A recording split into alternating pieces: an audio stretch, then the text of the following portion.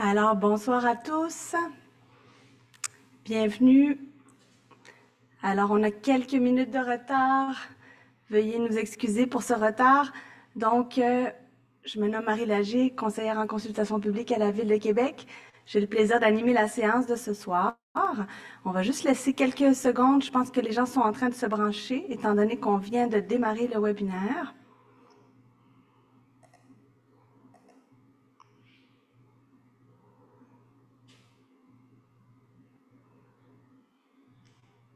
Bonsoir. Et puis, on a aussi des citoyens qui se joignent à nous en salle. Bonsoir, bienvenue.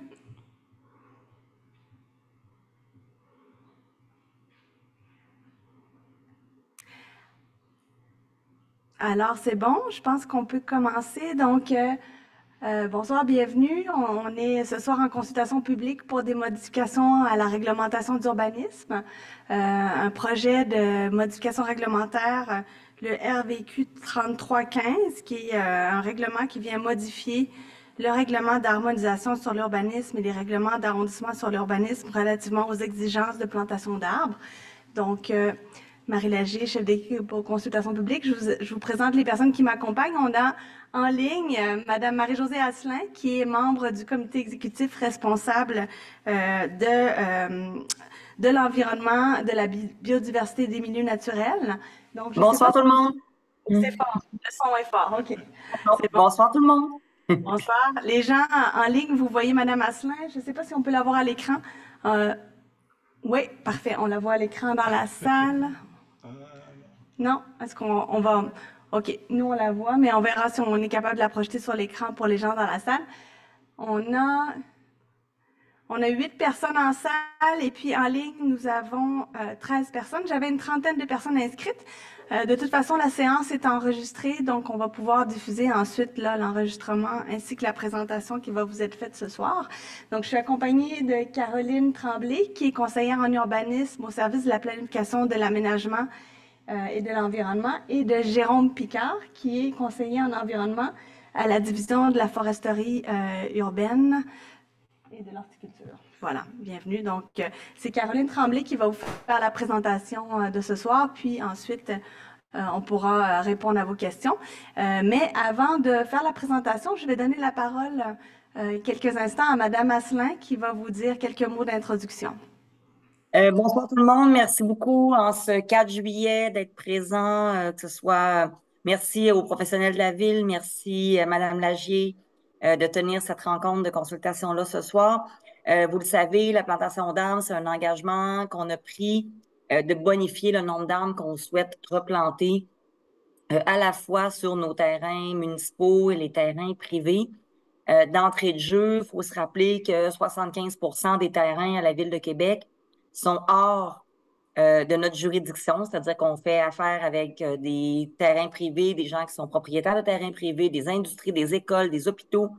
Donc, notre grande ambition de planter 130 000 arbres vient aussi avec une nécessité de collaboration et dans le cas dont on va parler ce soir, d'obligation de plantation d'arbres dans certains types de reconstruction, construction. Fait que je vais laisser les professionnels vous l'expliquer comme il faut, mais ça s'inscrit complètement dans notre orientation de verdir la ville et de procéder avec tous les recours, tous les moyens qu'on a pour favoriser cette plantation d'arbres-là. Donc, merci à l'avance à nos professionnels qui vont vous faire la présentation ce soir. Et encore une fois, merci de prendre du temps en cette belle soirée de juillet pour parler de plantation d'arbres. Merci à vous, Madame Asselin. Alors, sans plus tarder, je donne la parole à Caroline Tremblay pour la présentation. Bonjour. Alors, juste, on va attendre le micro, puis on va aussi partager la présentation en ligne pour les gens qui sont à distance. Donc, le micro fonctionne, vous m'entendez bien? Oui, par contre, en ligne, il faut basculer en mode diaporama. OK, on va regarder si on peut le changer, parce que là, les gens en ligne voient le mode présentateur. Ce sera pas long, on a plusieurs petits ennuis techniques ce soir, on s'en excuse.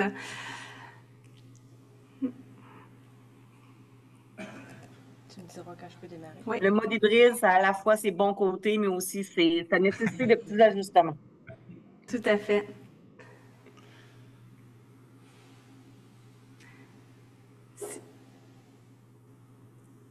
Sinon, ce que je peux faire, on peut projeter. Moi, je peux peut-être partager mon écran avec la présentation pour les gens en ligne.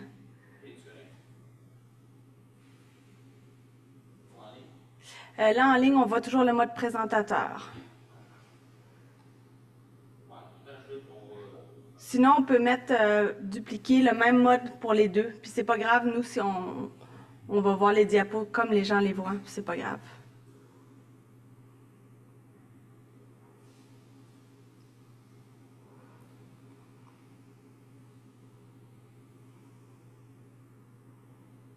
Alors, je reprends l'enregistrement. Oui, on peut y aller.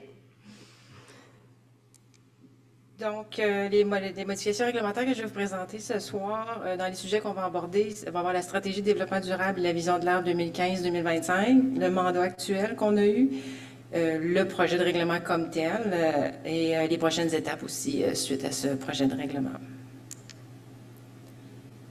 La stratégie de développement durable et vision de l'ARB 2015-2025, je fais un bref résumé. Donc, la Ville de Québec a adopté une stratégie de développement durable qui identifie 5 défis collectifs. Et dans ces 5-là, il y en a 3 qui occupent une place importante là, dans les orientations stratégiques, dont la santé globale, la décarbonisation et la résilience. Les 3 fondements de la vision de l'arbre sont reconnaître la valeur des arbres en milieu urbain, tenir compte des arbres dans la planification et la conception de tout projet et fournir l'espace approprié aux arbres pour leur croissance, le bon arbre au bon endroit. Certaines pistes d'action de la vision de l'arbre concernent la réglementation d'urbanisme, c'est pour ça qu'on est ici ce soir. Donc, c'était d'ajuster la réglementation municipale en vue de favoriser le maintien et le développement de la forêt urbaine. Donc, c'était de prévoir, selon les caractéristiques des milieux, des normes concernant le lotissement, les marges et les aires vertes pour assurer la survie ou la plantation d'arbres. Ça, c'est des actions en continu. Et réviser les dispositions réglementaires concernant l'abattage des arbres pour renforcer, par des règles plus strictes, la protection, le remplacement et la plantation des arbres. Dans ce cas-ci, on a eu un règlement qui est modificateur en 2021.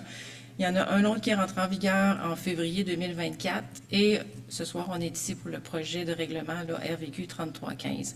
Et d'autres modifications sont à venir en 2025. On va voir ça un petit peu plus tard là, dans les prochaines étapes. La réglementation d'urbanisme peut soutenir 2 des 3 stratégies d'intervention de la vision de l'arbre 2015-2025. La protection, donc un effort supplémentaire de préservation des arbres existants, et la plantation. On veut un effort supplémentaire de plantation sur propriété municipale, potentiel en nombre d'arbres et privé. Le mandat qu'on nous a donné, c'était de proposer des modifications réglementaires innovantes et ambitieuses pour accroître les exigences de plantation d'arbres sur les terrains non municipaux, donc les terrains privés. On fait ça en 3 grandes phases. La phase 1, c'était de corriger des vides réglementaires urgents puis d'ajuster les normes qui visaient à confirmer les pratiques actuelles. Ça, c'est le règlement qui est entré en vigueur en février dernier. La phase 2, c'est celle qu'on vous présente ce soir, qui est de mettre en œuvre les modifications évoquées lors des précédentes tentatives de modification réglementaire.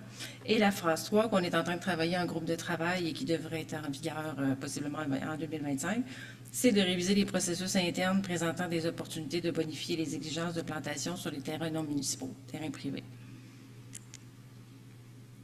Le projet de règlement, ça je vais faire un petit résumé, après ça je vais aller dans le détail. Donc, les principales modifications proposées, c'est entre autres modifier la définition du mot arbre pour préciser qu'un arbre à la plantation peut être de dimension moindre pour s'adapter à ceux disponibles en pépinière. Introduire des nouvelles règles pour augmenter le nombre d'arbres à planter lors de nouvelles constructions, qui va être dorénavant déterminé par la superficie de terrain. Donc, si on a un terrain de 200 mètres carrés et moins, il n'y a pas d'exigence. Mais entre 200 et 400, on exige un arbre, et 400 mètres carrés et plus, c'est un arbre supplémentaire par tranche de 250 mètres carrés pour le résidentiel et par tranche de 500 mètres carrés pour le autre que résidentiel, le commercial, industriel, etc. Pourquoi il n'y a pas d'exigence pour le 200 mètres carrés et moins, c'est qu'il n'y a aucun nouveau lot de moins de 200 mètres carrés qui a été créé dans les 5 dernières années, entre 2018 et 2023. Donc, il n'y a plus de terrains de cette grandeur-là qui sont créés. Donc, c'est pour ça qu'on a une exigence. C'est ça, hein? Ensuite, on va accorder une priorité de plantation dans la cour avant.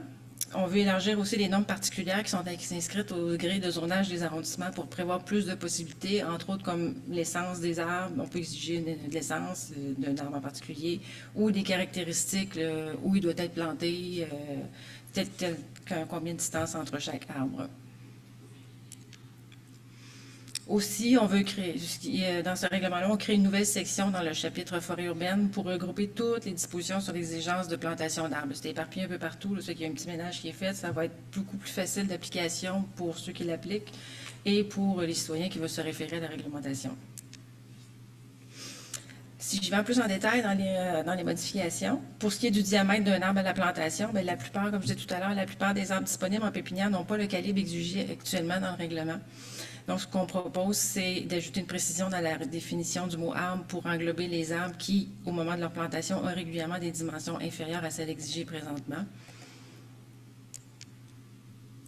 Il y a une réorganisation des normes aussi. On les regroupe toutes les dispositions sur les exigences de plantation d'arbres au même endroit, dans la même section dans le règlement, pour faciliter et simplifier l'application. Donc, on crée une nouvelle section dans le chapitre forêt urbaine pour créer les articles 696-06 à 696-013. Pour ce qui est du nombre minimum d'arbres exigé, on veut augmenter le nombre d'arbres à planter lors d'une nouvelle construction, lors d'un agrandissement d'un bâtiment principal ou lors d'un ajout d'une construction accessoire. Le nombre d'arbres à planter à ce moment-là serait déterminé en fonction de la superficie du terrain. C'est ça la grosse nouveauté, là. Donc, on veut créer une nouvelle règle d'application générale pour le nombre minimal d'arbres à planter sur un terrain d'une dimension de, comme je vous le disais tout à l'heure, de 0 à 200 mètres carrés. Bien là, il n'y en a aucun. Et un arbre entre 200 et 400 et 400 et plus, c'est un arbre supplémentaire par tranche de 250 mètres carrés pour le résidentiel ou 500 mètres carrés autre que résidentiel. Et pour la profondeur de cour, si la cour a moins de 3 mètres, aucun arbre est à planter. Ça, c'était déjà comme ça dans la réglementation, là, ça n'a pas changé, parce qu'il faut qu'il y ait de la place aussi, l'arbre, pour se déployer. Donc, pour ce qui est des caractéristiques particulières, on élargit les normes pour permettre plus de caractéristiques particulières dans des zones ciblées, comme je disais tout à l'heure. On peut venir exiger de l'essence pour la plantation, une dimension plus grande, des arbres supplémentaires de plus que ce que la réglementation de base permet, une localisation particulière, si on les veut tous en cours avant ou des choses comme ça. Donc, ça va être de créer un article général pour centraliser toutes les normes particulières inscrites au gré de spécification. Donc, c'est comme une espèce de fourre-tout là, où est-ce qu'on peut venir, ajouter des choses. Pour ce qui est des postes de carburant, les postes d'essence, actuellement, il y avait un arbre qui était exigé pour cet usage-là, mais il pouvait être planté n'importe où sur le lot. Donc, on vient exiger qu'il y ait au moins un arbre qui soit planté en cours avant, dorénavant. Pour ce qui est des projets d'ensemble, présentement, il n'y a aucune obligation de plantation d'arbres quand le projet d'ensemble est complété ou modifié. On vient exiger une espèce de rattrapage de plantation d'arbres quand le projet d'ensemble est complété ou modifié. Pour ce qui est des amendes, actuellement, les amendes qui sont prescrites ciblent seulement, à l'article 1002.0.1, ciblent seulement les bâtiments isolés de 9 logements ou plus. Là, on vient modifier cet article-là pour qu'il soit applicable, qu'il soit vraiment de portée générale, donc il va être applicable pour chaque arbre dont la plantation, on va imposer l'amende pour chaque arbre dont la plantation, le remplacement est omis, mais est omis pour tous les usages. Puis enfin, on a uniformisé les normes pour faciliter l'application. Donc, il y a plusieurs articles qui sont supprimés parce que le contenu est repris ou bonifié dans les nouveaux articles créés. Ici, on a fait une petite modélisation du gain potentiel là, on a pris des constructions qui se sont faites entre 2018 et 2023, donc une période de 5 ans. Pour un type, les premiers, je vais prendre le pointeur. Hein. Non, je peux pas aller chercher parce qu'on a changé. On a changé mon affichage. Je peux pointer pour les gens en ligne. OK. Donc, pour ce qui est... Pour les gens en salle, tu peux pointer avec la souris ici. Ah, OK. Ah, ben ça marche pour les gens en ligne aussi. OK, parfait. Donc, pour une construction d'habitation détachée, présentement, on exige 942 arbres pour tous ceux qui ont été étudiés là, sur les 739 unités. on exigerait 942 arbres. Avec la norme projetée, on exigerait 2414 arbres. Donc, on a un gain de plus du double, presque du triple d'arbres exigés avec cette nouvelle réglementation-là.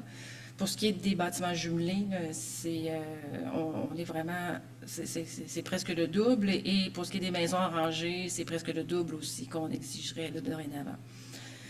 Pour un total de 2,3, le gain, là, c'est 2,3. Ma souris, elle ne marche plus. Ah, ben oui, elle marche. OK, c'est bon, je l'avais perdu.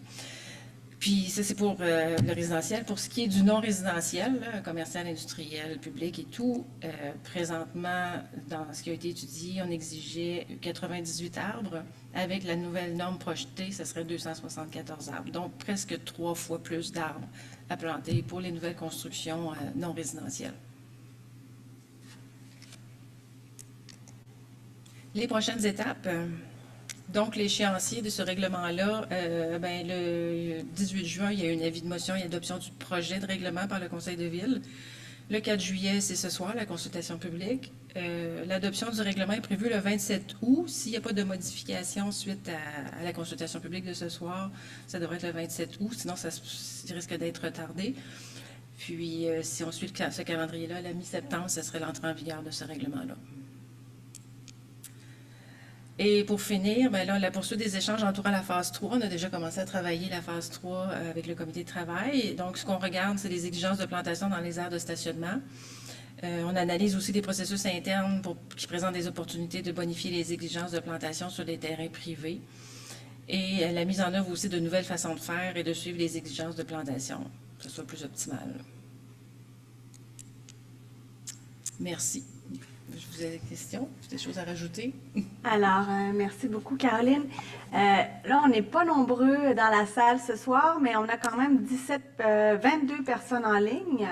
17 participants en ligne. Donc, pour les gens en salle, si vous avez des questions, ça va être important de venir les poser au micro. Même si on est peu nombreux, il faut quand même venir au micro parce que sinon, les gens en ligne ne pourront pas vous entendre.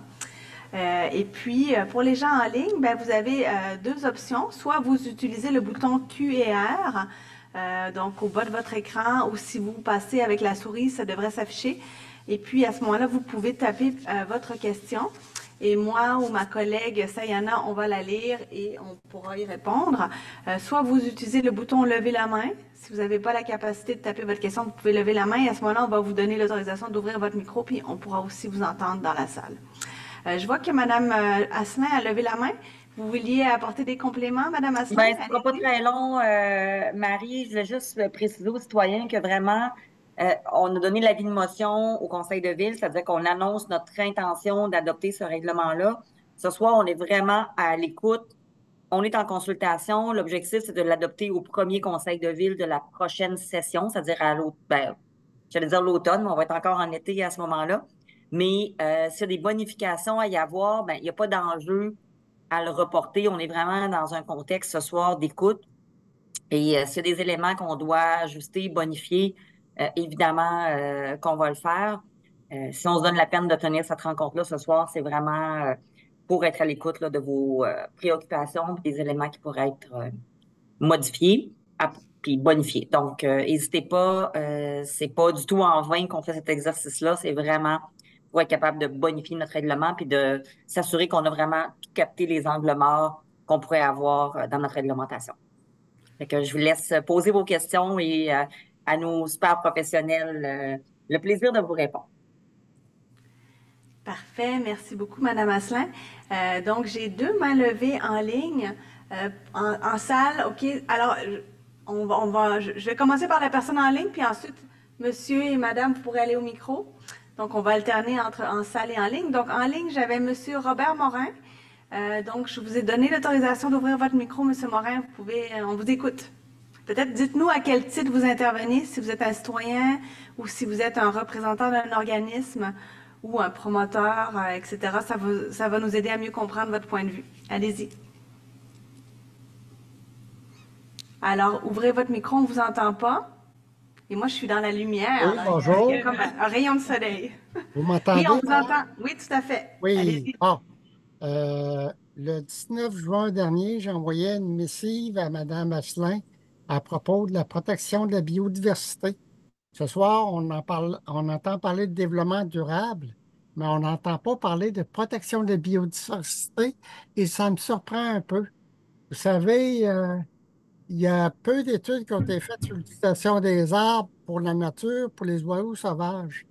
Moi, je suis l'un des seuls qui a fait une base de données qui est disponible sur le web où que la ville pourrait choisir ses propres arbres. Et j'aimerais bien voir un critère pour 10 arbres plantés. Il y en a 5 qui étaient choisis sur la liste pour la biodiversité. Je ne sais pas si Mme Asselin ou d'autres pourraient me répondre sur ça. OK. Merci. Monsieur Morin, rassurez-vous, j'ai bien reçu votre courriel. On l'a transféré à nos équipes. Puis effectivement, dans le choix des arbres, peut-être que les gens qui sont en salle, Alors, nos experts pourront oui, compléter, mais dans le choix des espèces d'arbres, il y a cette préoccupation-là aussi de faire des bons choix pour permettre la biodiversité. Donc, je laisserai peut-être Jérôme compléter à titre d'expert. Mais j'ai bien parfait. reçu vos courriels, Monsieur Morin. Je me suis pas donné la peine, pardonnez-moi, de vous répondre personnellement, mais c'est évidemment transféré à vos équipes. Puis le travail que vous faites de caractérisation, là, il est vraiment super important. On est en train de travailler la stratégie pour la biodiversité. On a eu une première rencontre ce printemps, puis on va revenir cet automne là, avec d'autres éléments. Puis ça va nous faire vraiment plaisir d'intégrer ce que vous nous avez mentionné là-dedans. Là, on est plus dans une modification réglementaire, mais je vais laisser Jérôme peut-être compléter, M. Morin, si vous OK. permettez. Merci. Parfait. Et puis, je vais vous demander d'adresser vos questions à moi, puis moi, je vais les rediriger ensuite. Là, même si je comprends qu'il y a eu des échanges directs entre M. Morin et Mme Asselin, on est vraiment sur la consultation publique sur un règlement, donc je veux m'assurer qu'on puisse bien intervenir et puis faire un rapport de consultation qui sera complet. Alors, Jérôme Picard, pour le choix des arbres en lien avec la biodiversité. En termes de biodiversité, en fait, là, Mme Alassane l'a abordé. Le terme biodiversité est très large et ne se cadre pas seulement à l'aspect des arbres, mais pour l'aspect des arbres, définitivement que c'est quelque chose qui est de plus en plus considéré. On est aussi dans la fin d'une vision de l'arbre, donc il va y avoir aussi des changements et de l'intégration graduelle aussi de ces facteurs-là, que ce soit de la biodiversité. Il y a divers types de mesures, que ce soit la biodiversité fonctionnelle, que ce soit des règles de santé animale, bref, il y a plusieurs types et nous allons mesurer et publier aussi cette biodiversité-là. Et dans le choix de nos plantations, donc par la bande, faites en conséquence de ces mesures-là qu'on pourra créer. Donc oui, définitivement, pour la suite, ça sera intégré davantage et aussi publicisé. Parfait, merci beaucoup. Je continuerai avec des interventions en salle. Monsieur ou madame, peut-être madame qui est plus près du micro. Vous pouvez venir. On devrait avoir le temps, je pense. Bonjour. Bonjour. Est-ce que vous m'entendez bien? Oui, tout à Oui, fait. je me présente. Je suis Alain Triashkina. Je suis membre du conseil du quartier Sainte-Thérèse de Lisieux à Beauport. Oui, rappelez-moi votre nom. Euh, Hélène. Ala, le prénom Ala, A-L-L-A, Oui. et le nom de famille Mitriashkina. Je peux vous écrire après si vous Oui, voulez. on s'était rencontrés quand j'étais allée à l'Assemblée du Conseil Oui, des quartiers. oui, OK. Mais je suis ici plus à titre de Personnel? citoyenne. Oui. OK. En fait, j'avais des questions Oh. par rapport au diapo 14. Je ne sais pas si on peut revenir. Je pense que c'était quelque chose en lien avec la grandeur des arbres.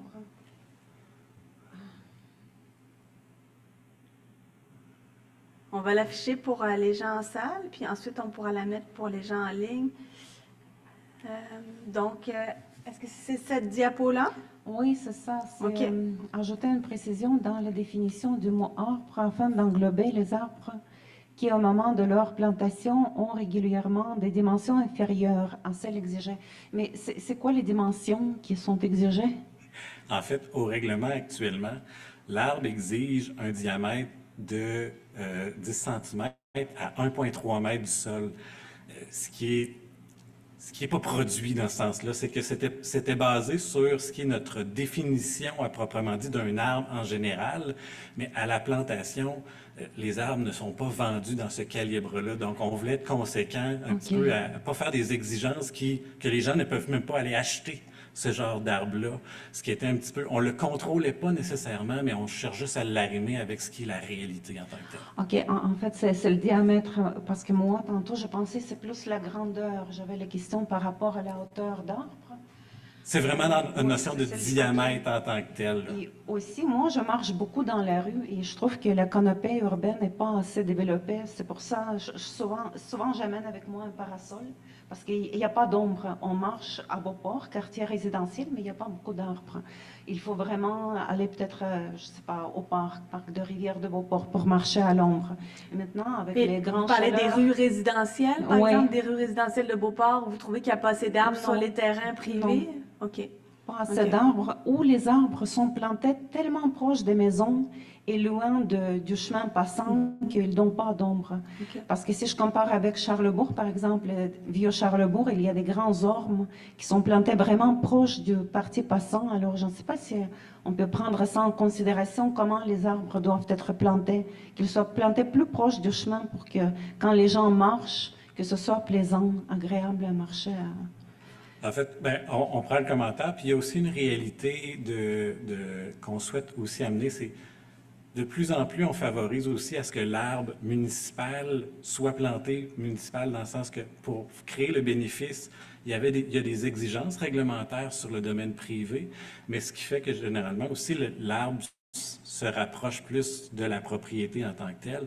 Mais lorsqu'on a ces cas-là, on souhaite vraiment planter de plus en plus en façade, que ce soit l'arbre municipal qu'on entretienne et qu'on va aussi avoir une gestion Ok, long ouais, terme. ça, c'est une Ça va les excellente- rapprocher un Une petit peu plus. excellente idée. Et des quartiers comme Beauport ont aussi été, à la création, il y avait ces exigences-là, mais l'aspect, la ville de Beauport avait pas tout à fait les mêmes normes dans le temps, là. Donc, il y a un aspect historique aussi qui est en Ok, prise en oui, compte, ça, mais on ça cherche explique. Ouais. Et la dernière question que j'avais, c'est pour les essences d'arbres. Vous avez dit que vous allez pouvoir imposer certaines essences. C'est quel type d'essences qui seront privilégiées?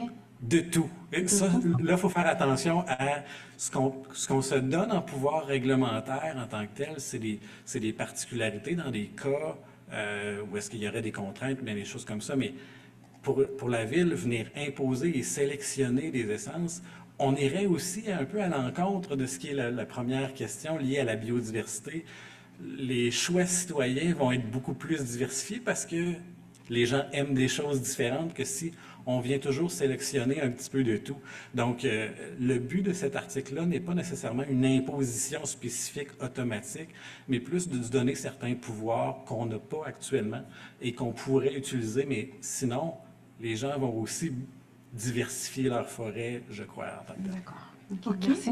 Merci. Il y a Mme Asselin qui voulait intervenir là-dessus. Mme Asselin, oui? J'adore vos commentaires. Puis c'est vrai, quand on marche dans un quartier qui est verdi, en bordure de rue, c'est super agréable de marcher à l'ombre. Je suis tout à fait d'accord avec vous. Puis concernant le commentaire aussi de Jérôme, il faut aussi s'assurer que l'arbre qu'on plante sur le terrain des citoyens, c'est un arbre qui est souhaité.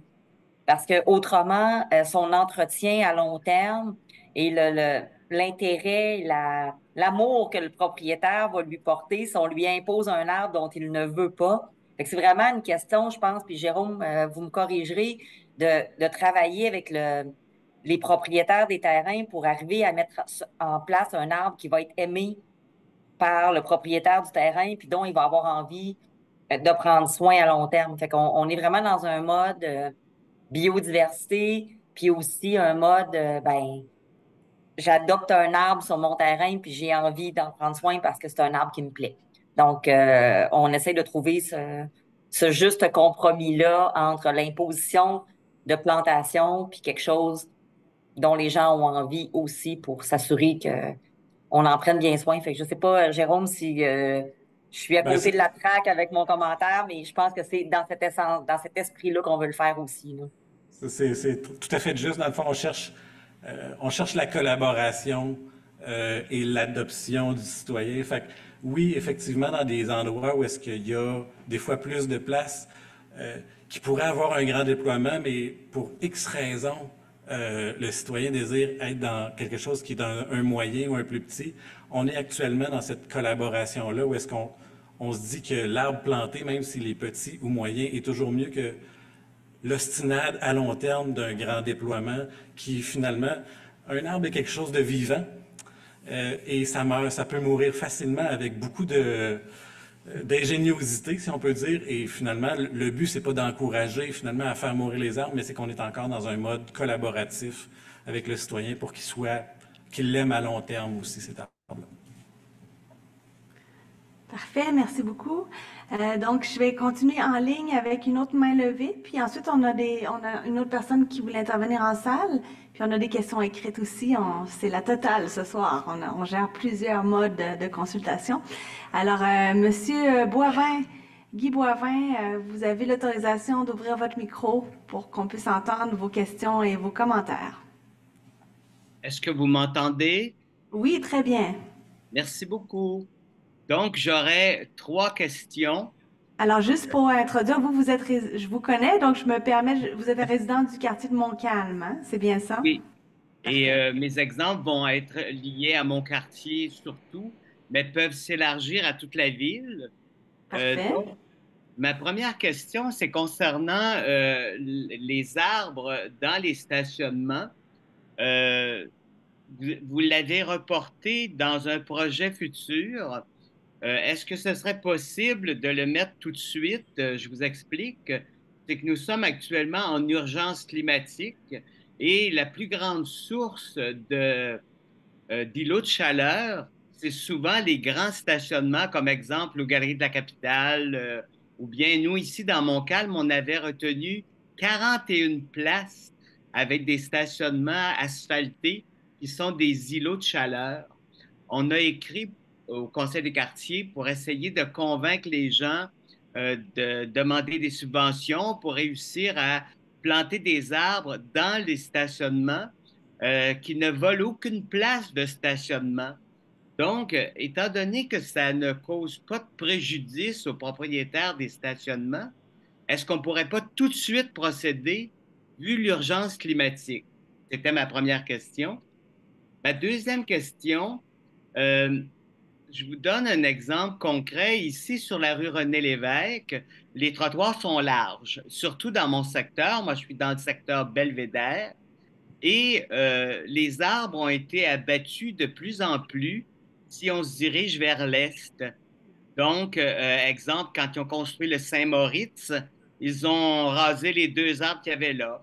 Ensuite, il y a eu un arbre malade devant le Pharmaprix. Ils l'ont rasé. Ensuite, il y a eu un arbre qui a tombé lors d'une tempête au coin de la ruelle des Braves. Donc, il n'y a plus d'arbres. Et aucun arbre n'a été replanté. Vu que votre règlement est un règlement concernant les propriétés privées, vu que la ville ne semble pas intéressée à faire des bordures entre la rue et le trottoir où il va y avoir du gazon et des arbres, est-ce que ça ne serait pas possible de penser à obliger une bande de gazon tout le long des trottoirs où la ville aurait à planter des arbres pour faire en sorte qu'il y ait des arbres au rythme que la ville les désire? Ça peut fonctionner par expropriation, mais je sais qu'il y a des servitudes qui existent, qui peuvent exister. Est-ce que vous ne pourriez pas, par votre règlement, imposer une servitude globale à la ville pour permettre à la ville un espace de, mettons, 5 pieds pour que la ville ait la priorité d'y mettre des arbres à son goût pour faire en sorte que la chaussée soit protégée par de l'ombre? Et ma troisième et dernière question, vous avez parlé de localisation particulière et vous avez parlé des espèces d'arbres sur lesquels vous pourriez avoir un droit de regard.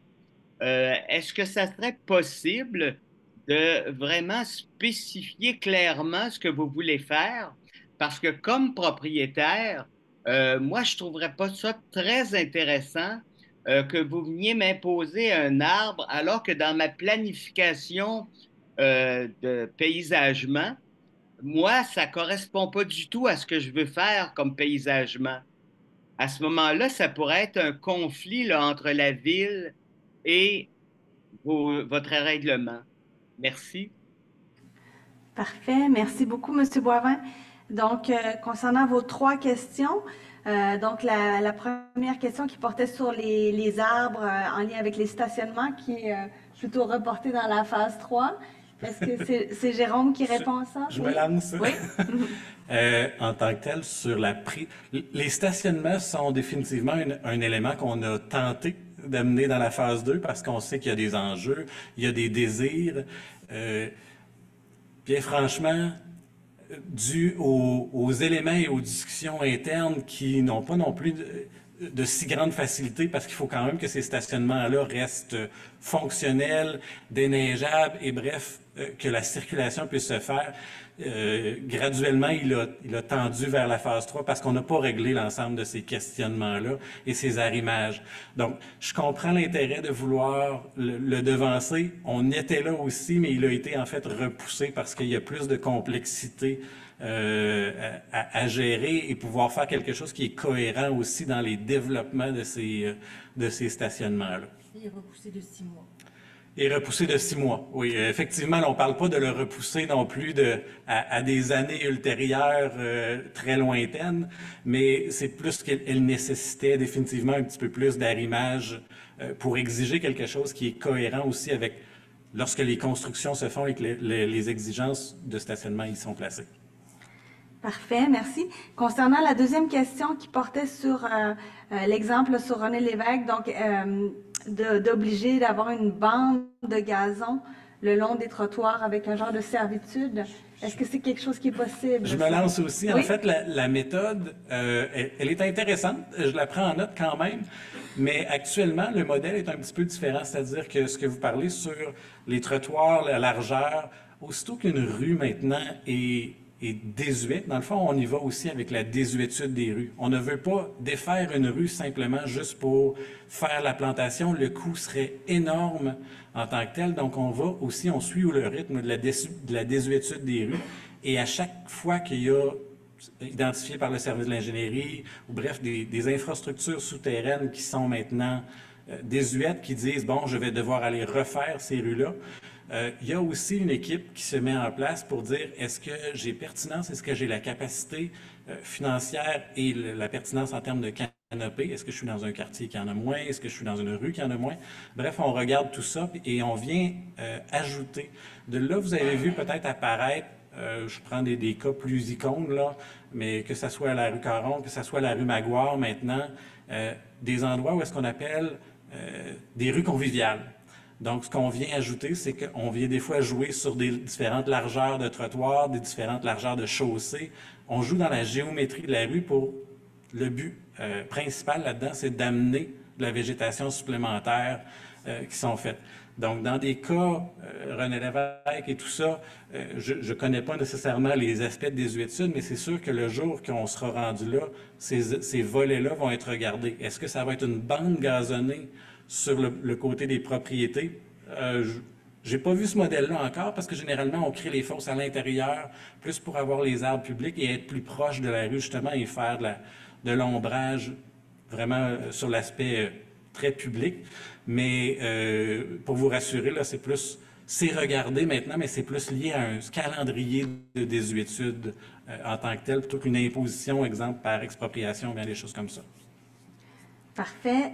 Et puis, la dernière question sur la localisation et les espèces d'arbres et la possibilité de se faire imposer un arbre si on a déjà un aménagement paysager, là. C'est tout à fait juste ce que vous avez nommé et ce règlement-là, en fait, là, cette norme-là est principalement aussi pour les aspects de nouvelles constructions dans des plans d'urbanisme, dans des projets particuliers où est-ce on est à la création ou la redéfinition de ces lieux-là. Le but n'est pas d'aller cogner chez l'ensemble des citoyens pour dire « Oh, mais attendez, nous, on verrait plus un érable argenté chez vous, vous aviez vu ça. » C'est vraiment dans la création de nouveaux projets, dans la création de redéveloppement aussi que on cherche à avoir un peu lorsque le plan d'architecture de paysage n'est peut-être pas créé, justement de venir jouer dans ces paramètres-là, mais pas dans le but de revenir sur des propriétés déjà en tant que telles paysagèrement faites, réalisées. Ça, c'est pas pour l'ensemble de la ville, c'est certains petits secteurs où ça peut être exigé. Je pense que présentement, dans la ville, il y a peut-être juste une seule zone là, qui exige une espèce de plantation, une espèce d'arbre. C'est ça, c'est pas très courant. Mais là, s'il y a une modification au zonage dans une zone, dans un secteur, puis on veut exiger une certaine essence, ça sera possible. Parfait. Merci beaucoup de la précision. Donc, je vais continuer en salle avec un monsieur qui voulait intervenir en salle, puis ensuite, on va... OK. Après, on va alterner avec en ligne. On a aussi plusieurs questions en ligne. Bonsoir, monsieur. Dites-nous à quel titre vous intervenez. Bonsoir. Moi, j'étais un nouveau citoyen de Québec depuis 2 mois et demi. J'apprécie beaucoup le fait que la Ville se soucie beaucoup des arbres. Bienvenue à Québec, monsieur. Pardon? Elle vous souhaite la bienvenue à Québec. Merci, Et madame. vous êtes dans quel quartier?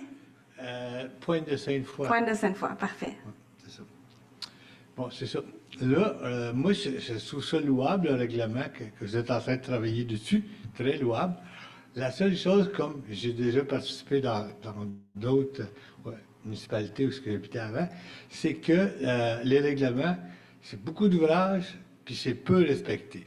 Alors, moi, j'avais déjà fait une suggestion à l'autre hôtel de ville, c'est que quand vous donnez un permis à un citoyen ou à un organisme, peu importe, pour couper un arbre, moi, j'apprécierais, pour aider la ville, que la ville vienne la journée ou dans la semaine que le permis a été mis, qu'on vienne taquer une affiche comme quoi que c'est vraiment permis par la ville. Parce que je vois des places où des élagants travaillent dans le quartier. J'ai dit, pourquoi ils coupent ces arbres-là? Ils sont complètement sains. Là, je regardais les souches, rien, je comprenais pas. Fait que, si ça a été permis par la ville ou pas. Fait que c'est juste à ce niveau-là là, parce que c'est beaucoup d'ouvrages faire un règlement comme ça. Vous allez travailler fort, vous allez travailler fort encore longtemps. Mais si c'est pas respecté, ça donne rien. C'est du travail dans le vent. Fait que moi, c'est ça. C'est juste ça, mon intervention. OK. Merci beaucoup. Donc, un peu comme les gens qui ont un permis de construction, ils l'affichent dans la fenêtre, d'avoir le permis qui est affiché. C'est ça votre suggestion? OK. Merci. C'est noté. OK. Merci beaucoup. Alors, on va continuer avec des interventions en ligne. Donc, j'avais une question écrite là, de Evelyne Guep qui nous demande qu'en est-il d'une obligation des propriétaires de blocs de couper et de remplacer leurs arbres morts. Puis, il y avait une question aussi similaire, je crois, je vais juste vérifier, de Denise Deshaies qui nous dit donc qu'elle a beaucoup d'arbres sur son terrain. Or, il arrive que l'un ou l'autre meurt ou casse pendant l'hiver. Or, le coût du permis d'abattage est élevé. Est-ce que la Ville songe à diminuer le coût d'un tel permis pour encourager les citoyens à garder beaucoup d'arbres? Donc, qu'en est-il lorsque les arbres meurent et qu'on doit les couper? Est-ce qu'il y a l'obligation de les remplacer? Et le coût du permis d'abattage d'arbres, comment ça marche? En termes d'obligation de remplacement, c'est variable, dans le sens que tout ça est aussi avec le fait que combien il y a d'arbres déjà présents sur la propriété. Donc, c'est là où est-ce qu'il y a des minimums. Si l'arbre est planté, si l'arbre a été abattu, mais finalement, on est dans une mini-forêt derrière, ça se pourrait qu'il n'y ait pas d'exigence de remplacement. Tout ça, il y a aussi des fois, bien franchement, il y a des arbres qui ne devraient pas pousser où est-ce qu'ils ont été. Ils sont abattus pour des bonnes raisons au bout de la ligne et il n'y a pas nécessairement de remplacement. Mais tout ça est variable en fonction de la quantité d'arbres qu'il y a déjà de présent.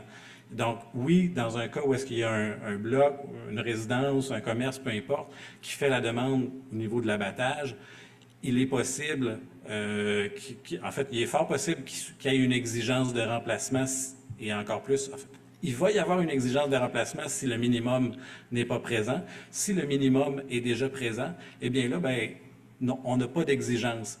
Bien franchement, les propriétaires aussi, des fois, n'en replantent d'eux-mêmes sans exigence, mais le but, c'est d'avoir un juste balancier sur une propriété qui a déjà beaucoup, beaucoup d'arbres. À un certain point, on veut être juste avec tout le monde, donc s'il y a déjà une bonne quantité, l'exigence ne s'affecte pas à ces personnes-là. Et en termes de coût de permis, je vous dirais, ce n'est pas quelque chose qui est actuellement dans la mire de la réduction du coût de permis. Quand on regarde le coût du permis versus le coût d'une plantation, je comprends que le coût du permis n'est pas agréable, mais ça reste une petite portion quand même du coût total de tout ce qui est la prise en charge d'une plantation d'arbres et d'un entretien long terme. On parle d'un coût de permis d'environ 60 $ actuellement. Donc, c'est sûr que je comprends que ce n'est pas agréable, mais au bout de la ligne, ce n'est pas nécessairement, on ne considère pas que c'est l'élément qui est majeur sur est-ce que les gens vont replanter ou pas face à ça. Parfait, merci beaucoup. Donc, je vais continuer avec des mains levées en ligne. Donc, j'ai Madame Francine Dion qui avait levé la main. Vous pouvez ouvrir votre micro, Madame Dion. Puis, oui, on vous entend. Allez-y. Oui, bien, nous autres, à Val-Belair, c'était la ville de la nature. Et il y a Alors, je vais vous présenter pour les gens qui ne vous connaissent pas. Donc, vous êtes présidente du Conseil des quartiers de Val-Belair. Voilà. Oui. Allez-y. Et malheureusement, j'y suis née à Val-Belair, donc j'ai connu beaucoup de choses. C'est que là, on a des nouveaux développements domiciliaires dans des parties presque boisées. Il y a aussi d'autres nouvelles constructions, entre autres sur le boulevard Pionce. On a bâti des gros immeubles, un horrible développement domiciliaire. Et les maisons sont à 3 mètres. La marge avant est à 3 mètres. Il n'y a plus de place pour planter des arbres, surtout quand la neige n'est pas ramassée. On fait quoi? OK. Donc, J'en ai un autre bout. oui, allez-y. À Val-Belair, il y a des obligations, notamment dans le nouveau développement domiciliaire de la rue Etna, de garder une bande boisée au terrain, à l'arrière du terrain. Maintenant, les nouveaux propriétaires, ben, ils haïssent ça. Ils coupent les arbres, ça fait des feuilles, on n'a pas de place pour notre piscine, on n'a pas de place pour ci, ou bien donc, il y a des allergies. Est-ce qu'il y a une inspection et des mesures qui sont prises pour replanter des arbres ou pour empêcher ces gens-là de couper les arbres? Merci. OK, merci beaucoup, Madame Dion. Donc, je vois que vous aviez aussi transmis des commentaires par écrit. Oui, donc, c'est la même chose. Oui, ben Allez c'est ça. pas l'effacer. Je vais juste les passer rapidement pour être sûr qu'on comprenne bien, là.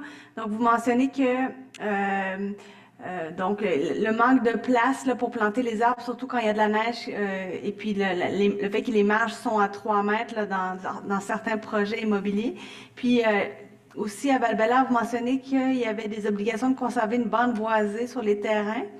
Et quand le nouveau propriétaire fait son aménagement, il coupe les arbres pour ne pas ramasser les feuilles ou encore aussi il y a des allergies, comme vous dites. Donc, alors, est-ce que par rapport à la bande de 3 mètres là, qui semble être très limitée pour planter des arbres, est-ce qu'on a des réponses là-dessus?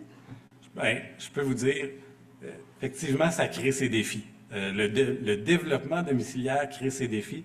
C'est définitivement des choses qui, moi j'en prends note aussi, c'est définitivement des choses qui peuvent être adressées dans deux visions actuellement, deux éléments qui sont actuellement développés et en branle, c'est vision de l'habitation, bref, tout ce qui est le développement et la création de logements sur la ville et la stratégie des boisés aussi qui intègre tous ces aspects de développement-là en milieu boisé. Donc, je n'ai pas nécessairement une réponse spécifique, mais définitivement que je me prends un commentaire comme de quoi ça a été passé pour l'amener aussi dans ces différents comités-là qui regardent plus les éléments de développement en milieu boisé plutôt que ce qu'on avait plus précisément. Et pour Etna, ben, en fait, les bandes boisées, ce que je peux vous faire, c'est si vous êtes en connaissance de lorsque les arbres sont coupés présentement, une requête au 3.1 et il y a des visites de contrôle qui peuvent être faites. Vous comprendrez qu'on ne visite pas chacun de ces bandes-là pour vérifier la quantité d'arbres qu'il y avait la veille, pour voir la quantité il y en a le lendemain. Donc, on est aussi sur le mode un petit peu plainte, parce qu'il y a des fois aussi où est-ce que ces arbres-là, les gens les abattent avec une raison. C'est-à-dire que c'est pas ces bandes de conservation-là n'ont pas une exclusivité totale d'abattage lorsque les arbres présentent des défauts importants. Ils peuvent être permis. Généralement, c'est là, il y a une obligation systématique de replanter dans cette bande-là qui peuvent être faites. Mais donc, c'est possible qu'il y ait des abattages dans ces zones-là. Mais si vous avez connaissance que ça se passe, on a aussi la division chez nous et la division aussi de la gestion du territoire, du contrôle de milieu peut effectuer ces visites-là, là, de est-ce que l'activité qui est en train de se passer présentement est correcte et légale, et si c'est pas le cas, ben, on va prendre action en tant que tel. Donc, Il est-ce faut pas oublier que les terrains sont plus petits. Oui. Alors, mais par rapport à l'inspection, si jamais les gens coupent les arbres, là, on peut appeler le 3-1 pour vérifier que c'est légal ou pas, là. C'est Ben, ça? en fait, c'est plutôt mentionner l'activité, dans le sens que nous, on va valider la notion. Est-ce qu'il y a le permis? Est-ce que ça a été émis? Est-ce que c'est... à certaines zones aussi, l'émission du permis n'est pas quelque chose qui est obligatoire. Donc, on peut valider les autres éléments réglementaires. Mais oui, les gens peuvent tout à fait signaler ces problématiques-là et il y a une visite qui sera faite, là, tout à fait. Parfait. Puis par rapport au fait que certains terrains sont trop petits, là, ben, moi, ce que je comprends, c'est que justement, les nouvelles normes vont forcer là, qu'il y ait des plantations d'arbres sur les futurs projets de développement. Est-ce que c'est bien ça, Caroline? Comme Madame dit, quand la cour avant a moins de 3 mètres, on n'exige pas. Il peut avoir de la plantation, mais le règlement n'exige pas présentement, puis on n'exige pas dans le projet de règlement non plus, là, en bas de 3 mètres de cour avant. C'est sûr qu'au centre-ville, la plupart dans les quartiers très centraux comme Vieux-Québec, Saint-Jean-Baptiste, la plupart des marches sont directes sur le trottoir, donc il ne pourrait pas y avoir une exigence d'arbres. C'est ça que je comprends. OK. Le règlement est venu aussi, en fait, tenter d'être en cohérence avec ce que les gens ont comme espace. Il y avait des exigences très fixées à la cour avant, mais dans des cas comme ça, où est-ce que la cour avant elle a été construite comme ça, maintenant on travaille un petit peu avec, elle laisse peu de place viable à un arbre, ce qui mettait un petit peu en porte-à-faux avec le fait que ben, tu dois avoir un arbre réglementairement parlant, mais visiblement, il n'y a pas de place logiquement à l'installer. Et le règlement vient un petit peu attendrir tout ça pour dire, nous ne voulons pas enlever l'obligation réglementaire lorsque cet espace-là n'est pas disponible, mais peut-être des fois aussi juste le dire, vous gardez votre exigence d'arbre, ça dépend, il y en a qui n'en ont pas d'exigence, mais vous gardez quand même votre exigence d'arbre, mais vous allez le placer ailleurs, dans votre cour latérale, dans votre cour arrière. Donc, c'est plutôt pour être en cohérence avec l'espace aussi qu'il y a de disponible. Parfait, merci beaucoup. Merci Madame Dion pour votre intervention. Donc, je continue avec d'autres questions qu'on a reçues par écrit. Donc, on a plusieurs questions de Sylvain Bérard. Donc, il nous demande si les arbres présents sont pris en compte. Il dit donc qu'il pourrait ne plus y avoir de place pour planter de nouveaux arbres. Oui. Première question. En fait, les arbres, ben, c'est un petit peu l'élément avec tantôt ce que je disais sur les arbres restants liés à l'abattage. Donc oui, les arbres présents. Donc, ça fait une dépense de moins. Hein. Les gens qui veulent en conserver, ils n'auront pas à replanter. Donc, les arbres qui sont présents sont considérés dans le calcul du total qu'il doit y avoir sur le terrain. OK. Puis, il nous demande aussi, est-ce que les arbres dans la marge de la ville sont pris en compte? Donc, les arbres qui sont entre la limite du lot privé puis la bordure de trottoir. Donc, autrement dit, les arbres qui sont dans l'emprise ville, est-ce qu'ils sont pris en compte, ceux-là? Actuellement, on est dans un... puis il y a des sourires automatiquement qui se créent. On est dans une difficulté d'aspect réglementaire qui s'applique généralement à des propriétés privées, mais logiquement et forestièrement parlant, les cours ont tellement peu de profondeur parfois que l'arbre municipal occupe quasiment l'emplacement total de ce qui est l'espace disponible de façade.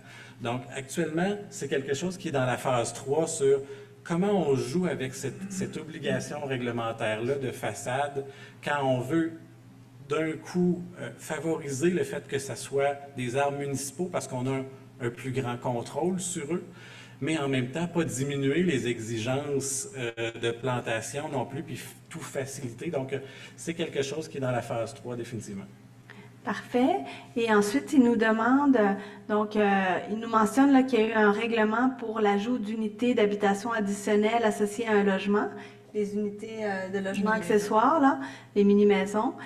Donc, il nous mentionne que ce règlement-là est entré en vigueur en juin dernier. Est-ce que le règlement est-ce que ce règlement-là est pris en compte dans l'application du nouveau règlement qui est proposé pour les arbres? Autrement dit, est-ce que les exigences d'arbres vont s'appliquer pour ces unités d'habitation additionnelles, de ce que je comprends de la question? Oui, parce que les maisons additionnelles sont sur le terrain déjà existant. Hein. C'est pas de subdivision de l'eau, c'est sur le même terrain. Donc, le calcul va se faire sur la superficie de terrain existante. Je ne sais pas s'il y avait eu d'autres discussions là-dessus pendant mon absence, non? Mais oui, c'est sûr qu'on va l'appliquer. C'est sûr qu'il y a 2 maisons sur le même terrain, mais ça va être en fonction de la superficie.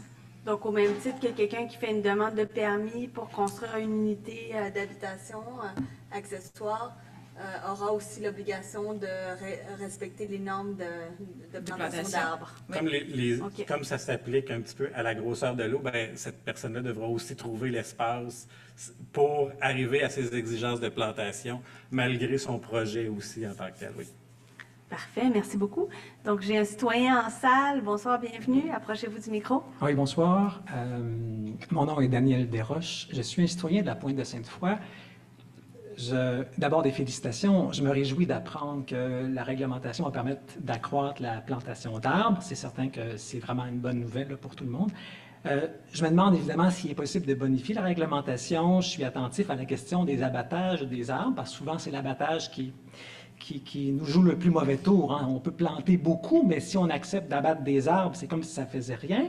La première question que j'aimerais vous poser, j'aimerais savoir, là, il n'y a pas si longtemps, le chroniqueur du Soleil, François Bourque, a mis au jour le fait qu'il semble que la Ville n'ait pas d'inventaire du nombre d'arbres qui sont abattus en propriété privée. On annonce qu'on veut en planter 130 000, mais si on accepte d'en perdre 14 000, on est conscient qu'à la fin, on n'en a pas planté 130, mais qu'on a perdu un certain nombre. Est-ce qu'il est possible de tenir compte du fait qu'on n'a pas de, semble-t-il, de registre public du nombre d'arbres qui sont autorisés, abattus en terrain public, en sorte que, en terrain privé notamment, là, en sorte que finalement, on perd beaucoup d'arbres, mais on en plante, mais on est conscient qu'on en perd. Deuxième question, à la même époque, on a appris aussi que, d'ailleurs ça rejoint la diapositive, là, la question du diamètre d'un arbre de plantation. Si on modifie la définition de l'arbre planté, ça veut dire qu'on modifie la définition de l'arbre abattu aussi. Si un arbre planté, on le considère à moins de 10 cm DHP, ça veut dire qu'un arbre qu'on va raser à moins de 10 cm DHP est un arbre abattu aussi. Est-ce que ça va faire partie du calcul, ça, de tenir compte du fait que des arbres plus petits que 10 cm DHP abattus sont des arbres abattus qui sont finalement identifiés comme des arbres? Dernière question, ça rejoint une remarque d'un citoyen en salle qui est passé juste avant moi. L'opposition, il n'y a pas si longtemps, au conseil municipal a fait valoir l'idée d'une motion concernant à mieux informer, à mieux communiquer auprès des citoyens concernant les abattages d'arbres, notamment à propos de la grille du frêne ou de la maladie hollandaise de l'orme. Est-ce que la réglementation pourrait permettre d'intégrer une mesure par laquelle on ferait davantage d'affichage pour informer les gens concernant les raisons pour lesquelles des arbres disparaissent en terrain privé ou en terrain public, parce qu'on voit des rubans oranges et ça cause une commotion parce qu'on ne sait pas pourquoi il y a des rubans oranges, puis après un certain temps, on voit que les arbres sont abattus. Donc, un petit peu comme on voit parfois une étiquette qui dit cet arbre est malade et sera abattu pour raison de maladie, par exemple. Ou lorsqu'on fait des rénovations pour une maison, on a un permis qui affiche qu'on a une autorisation de faire des modifications à une maison. Il faudrait savoir si on pourrait avoir ce type d'affichage-là qui annonce les raisons pour lesquelles un arbre a été abattu et à quel moment il sera remplacé par la ville dans tel parc ou à tel endroit. Parfait. Un peu comme ce que monsieur disait tantôt. OK, parfait, merci. Donc, concernant la première question sur le registre public d'inventaire d'arbres et d'arbres abattus, notamment. L'article, effectivement, en fait, c'est moi qui ai eu à répondre au bout de la ligne à la question de M. Bourque. Il y a une petite particularité, en fait, c'est que le système informatique ne nous permet pas facilement d'avoir une quantité. Je suis dans une technicalité, mais je suis capable de savoir combien de permis ont été délivrés. La particularité, c'est que un permis peut comporter plusieurs arbres. Et la question, finalement, c'était le nombre d'arbres. Et c'est là où est-ce qu'on peut le faire, mais il faut le faire manuellement, permis par permis. Pour une réponse journalistique qui doit être livrée dans un délai très court, généralement, on a eu un problème avec ça. Donc, merci pour la transparence. Au bout de la ligne, malheureusement, c'est pas que c'est impossible, mais on a aussi des difficultés informatiques liées à livrer ces données-là. Voilà pour le registre à proprement Mais dit. elles existent, les données. C'est juste Elles qu'il faut existent. faire la comptabilisation, Tout c'est à un fait. peu plus long. Et on y travaille définitivement parce que même pour nous, ça serait bien agréable de pouvoir avoir cette comptabilité, non? Et non pas avoir quelqu'un qui doit passer manuellement pour faire un petit chiffrier Excel qui doit quasiment tout qualifier à la mi-terme. Bon, je suis dans mon petit éditorial interne aussi, mais effectivement, ça existe, la donnée. Pour la question de la définition, là, on est dans le petit élément réglementaire, les affaires juridiques. Je ne suis pas avocat, je ne veux pas me lancer là-dedans, mais il y a effectivement, la définition de l'arbre n'a pas changé.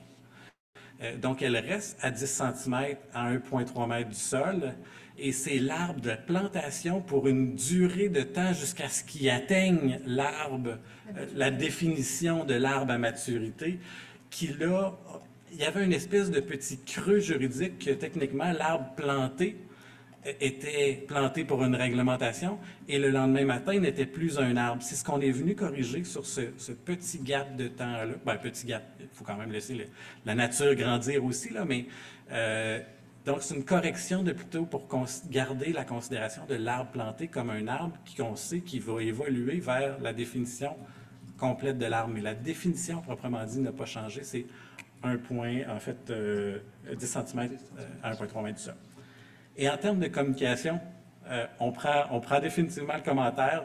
C'est pas la première fois qu'on le reçoit, juste même ce soir. Il y a des petites particularités aussi de gestion de permis privés, donc de données privées là-dedans aussi entre citoyens qui fait ces demandes-là. Mais je comprends que c'est un commentaire qui revient, donc on regardera effectivement à voir ces éléments. Une dernière chose, vous voulez me répondre par oui ou par non. Est-ce que je peux retenir que la réglementation donne un meilleur contrôle lors de la reconstruction résidentielle pour éviter les abattages parce que les arbres en place sont considérés? Est-ce que je peux retenir que, de ce point de vue-là, c'est pas juste qu'on devrait en planter plus, les normes font qu'on va aller vers 3 fois plus, mais c'est aussi qu'on va quand même décourager l'abattage. Est-ce que je peux retenir ça de la rencontre de ce soir ou pas du tout? En fait, c'est que c'était déjà présent. Les arbres étaient déjà considérés. Fait que, si vous voulez le retenir, ça va me faire plaisir, mais en réalité, c'est quelque chose qui était déjà présent, que les arbres existants étaient considérés dans les quantités à devoir replanter. Là, c'est qu'on change un peu le mode de calcul un petit peu. Et donc, oui, c'est intéressant aussi parce qu'on souhaite que les gens considèrent que ça pourrait être payant aussi de ne pas abattre ces arbres-là. Merci. Merci, M. Desroches. J'ai une autre personne en salle. Voulez-vous venir au micro tout de suite? Puis ensuite, je vais prendre une main levée en ligne. C'est plus un commentaire, Oui? une question peut-être. Ça concerne la préservation de la santé des arbres existants, en particulier dans les barquettes municipalisées. Moi, j'ai eu la chance d'habiter dans les dernières années, dans des rues où il y avait des barquettes. Vous êtes dans quel quartier, vous? Mon nom est Pierre Fortier, j'habite à Pointe-Sainte-Foy. Pointe-Sainte-Foy aussi. Okay. Alors, dans des quartiers où il y avait des barquettes, moi, j'ai constaté, je ne suis pas tellement à jour sur les produits chimiques utilisés maintenant au niveau des nouvelles règles environnementales, mais je sais qu'il y avait un produit qui s'appelait le dicamba, qui était vaporisé par des entreprises de traitement de gazon et qui faisait instantanément pratiquement un flétrissement des feuilles. Alors, première question, est-ce que ces produits-là sont bannis maintenant à la Ville de Québec? Deuxième question, ça concerne la préservation au niveau de la tonte des gazons dans les barquettes municipales. Moi, je remarque que souvent, les engins utilisés à grande vitesse pour tondre les barquettes endommagent des fois l'écorce à la base, ainsi que les systèmes de ce que j'appelle les fouets, là, les weed eaters, qui blessent inévitablement l'arbre et qui, à la longue, sont la porte d'entrée pour les champignons. Vous vous rappelez que Feu Larry Hodgson avait fait beaucoup d'articles à ce sujet-là, comme étant finalement la cause souvent du dépérissement des arbres. Et on sait que ces arbres-là sont coûteux à remplacer et c'est nos taxes qui doivent les assumer. Alors, c'est mes deux commentaires. Je veux savoir si c'est hors réglementation peut-être, mais est-ce qu'il y a des choses qui sont pensées par rapport à ça? Alors, merci. Juste pour préciser pour les gens en ligne aussi, vous mentionnez des barquettes, des fois on appelle ça des banquettes. En fait, c'est des espèces d'allées, je vais juste expliquer pour les gens qui ne savent pas ce que c'est. C'est des allées gazonnées ou parfois même avec des arbres qui sont plantés entre la rue et le trottoir. On voit ça dans plusieurs quartiers de la ville, notamment dans Saint-Sacrement, la rue Barin par exemple. Dans Sillery aussi. Oui, c'est pas dans tous les quartiers, mais il y a dans certaines rues, il y a comme vraiment un espace verdi entre la rue et le trottoir. Exactement, c'est ça. C'est pas partout dans la ville, mais quand même, souvent, c'est des arbres qui sont assez matures, qui sont là depuis plusieurs années. Alors, moi, c'était sur ces aménagements-là en particulier mon commentaire. Parfait. Donc, la question des produits utilisés. Ça va me faire plaisir. Marie, si vous permettez, je prendrais Oui, juste 30 Madame secondes parce Asselin? que Oui, je suis allez-y. tellement d'accord avec vous. Ça nous a été présenté il y a à peu près 2 semaines. L'idée que effectivement nos travaux d'entretien peuvent endommager les arbres, soit les contrats qu'on donne à l'externe, parce qu'il y a des entretiens qu'on fait qui sont pas faits par des employés de la ville, mais qui sont faits à l'externe, pour essayer de trouver une solution pour préserver autour de la base des arbres une espèce d'espace là, qu'on vient pas tondre pour éviter de blesser l'arbre avec les outils, tout ça. Ça m'a été présenté il y a à peu près 2 semaines, puis on va vraiment de l'avant vers ces nouvelles pratiques-là. On comprend qu'il y a un enjeu aussi d'acceptabilité sociale. Tu sais, ce qui, pour nous, ce soir, tout le monde qui est ici, je pense, est hyper préoccupé par le verdissement, euh, la préservation de la canopée, mais on a aussi, j'allais dire, une autre frange des citoyens qui préfèrent un entretien hyper propre et le gazon tondu jusqu'au pied de l'arbre. Puis on veut faire un projet où on va pouvoir venir afficher ou expliquer que si il y a une bande en dessous de l'arbre qui est pas au ras du sol, ben que c'est pas un mauvais entretien, mais que c'est un choix qu'on fait pour préserver la santé des arbres. Mais vous ne pouvez pas tomber plus à propos. C'est quelque chose dont on a parlé. Je vois Jérôme sourire, mais c'est quelque chose dont on a parlé il y a même pas 2 semaines, là, pour lequel on veut aller de l'avant pour préserver nos arbres matures des blessures et de toutes les maladies là, que ça peut entraîner. Fait que votre commentaire, c'est de la musique à mes oreilles.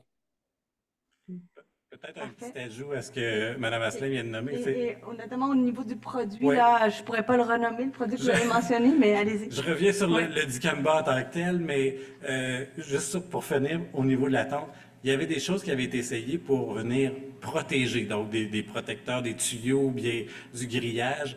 Et finalement, un constat, c'est que des fois, c'est retiré par X personnes. C'était dans le but de faire un écran de protection, mais qui demande aussi une visite, un enlèvement, ça crée du matériel qui se promène. Et donc, de plus en plus, le résultat était faible pour ce que ça amenait comme réel coût, dépense, effort. Et là, ben, on est en mode aussi biodiversité, tente diversifiée dans le sens qu'on veut laisser des endroits un petit peu plus. Fait qu'on entre un petit peu plus dans ce courant-là où est-ce qu'il y avait une grande ouverture finalement à dire, ben, est-ce qu'on a besoin de tondre jusqu'au pied systématique de l'arbre? C'est en test, on verra la réaction, mais définitivement une belle opportunité, on dirait une question sur un plateau d'argent sur le projet.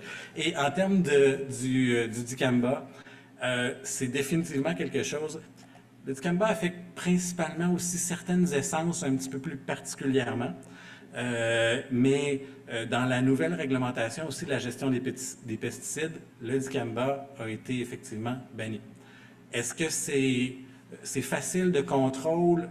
Vous comprendrez que c'est nouveau. Donc, il y a encore des compagnies probablement qui vont l'utiliser. On va avoir de la sensibilisation dans tout ça. Mais définitivement, dans le processus de vouloir éliminer ces produits-là qui aussi avaient des effets sur les arbres et des fois totalement méconnus, des propriétaires même qui faisaient traiter. Là. Chez nous, c'était une question systématique quand on voyait certains symptômes. Donc oui, ça se dirige vers là de plus en plus avec graduellement aussi de la sensibilisation des entrepreneurs et des propriétaires dans tout ça. Parfait, merci. Puis notre collègue des communications qui est en ligne nous a transmis le lien vers la liste des pesticides interdits et autorisés sur le site de la ville. Donc, je l'ai partagé aux gens qui sont en ligne. Merci Isabelle. Alors, on a 2 autres mains levées en ligne. On a Madame Denise Dehaye. Donc, je vous invite à ouvrir votre micro. Puis c'est vous qui nous aviez posé la question là, sur la question du coût du permis d'abattage versus les arbres morts. Donc, si c'est en lien avec ça, vous pouvez peut-être préciser votre idée. Allez-y, on vous écoute. Ben, vous avez grosso modo répondu à ma question.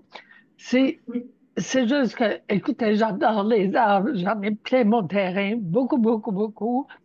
Mais je voulais juste vous dire que le coût d'entretien des arbres est très élevé. Par exemple, j'ai un immense tilleul sur mon terrain en avant et je dois le faire élaguer aux 2 ans parce que pour qu'il pour qu'ils soient en santé. Euh, En tout cas, je fais venir un professionnel et tout ça. Alors, mais j'ai aussi un érable magnifique, mais qui a cassé cet hiver. Il a d'ailleurs fracassé ma voiture. Tout ça étant dit que la ville est venir, il va falloir que je le fasse abattre. Alors, dans la politique de plantation d'arbres, je crois aussi que la ville devrait regarder le coût des permis et tout ce que vous voudrez aussi pour encourager les citoyens à bien les entretenir et à ne pas nous charger des frais supplémentaires, donc pour que ce soit une politique cohérente. Parce que les citoyens qui ont des arbres, ça leur coûte beaucoup de sous pour bien les entretenir aussi. Alors, tout simplement d'avoir une politique cohérente. OK. Voilà. Merci beaucoup, Madame Dehaye. Puis, en lien avec votre intervention, j'en profite pour peut-être poser la question, est-ce qu'il existe des organismes qui peuvent venir en soutien aux citoyens pour l'entretien des arbres? Je sais qu'il y a un organisme qui fait de la plantation d'arbres puis qui a des subventions même de la ville et du gouvernement là, qui s'appelle Emprise. Ou le collectif Canopy. Est-ce qu'ils font aussi de l'entretien des arbres? Est-ce qu'ils pourraient venir en aide à certains citoyens pour l'entretien? Non, malheureusement, l'entretien est effectivement un peu bande à part dans tout ça. Il y a aussi des particularités. La plantation d'arbres n'est pas un champ d'expertise un petit peu, si je peux dire, là, c'est très large. Oui, c'est un champ, mais c'est beaucoup plus large. L'arboriculture est un champ d'expertise plus complexe et dont la CNESST aussi s'apprête à aller un petit peu plus loin parce qu'il y a beaucoup plus de danger à ce qui est l'arboriculture. Donc, non, il n'y a pas d'organisme qui fait qui fait ça à coût moindre ou bien particulier. Fait que, définitivement que le commentaire est noté sur le fait que comment on peut encourager finalement les citoyens à faire l'entretien de leurs arbres. C'est noté. OK. Merci beaucoup. Merci, Madame Dehaye, pour votre intervention. Donc, j'ai une autre main levée de Robert Morin, qui était intervenu, je crois, un peu plus tôt. Monsieur Morin, vous pouvez ouvrir votre micro.